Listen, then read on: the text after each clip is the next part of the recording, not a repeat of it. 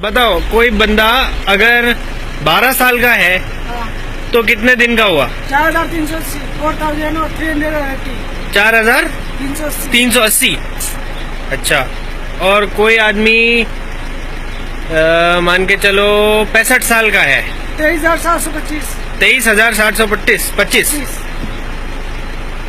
और 28 साल का 10,220 10,220।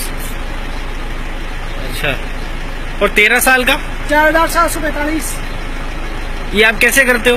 दिमाग से सीधा देख लो। मतलब अपने आप आता है या अपने आप ही अपने आप आ जाता है? क्या नाम है आपका? इरफान। इरफान। कितनी उम्र है आपकी? 20 साल के हो?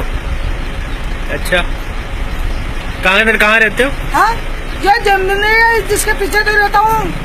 मतलब दूदू में ही? हाँ, सखा मोहल्ले में इसके पीछे ही, मेरे पीछे हम लोग।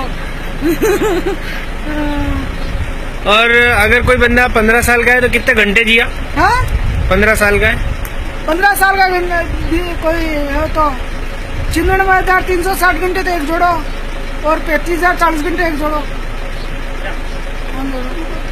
कितना हो गया टोटल? हाँ? कितना हो गया? 95 1,30 1,31 1,31,240 घंटे।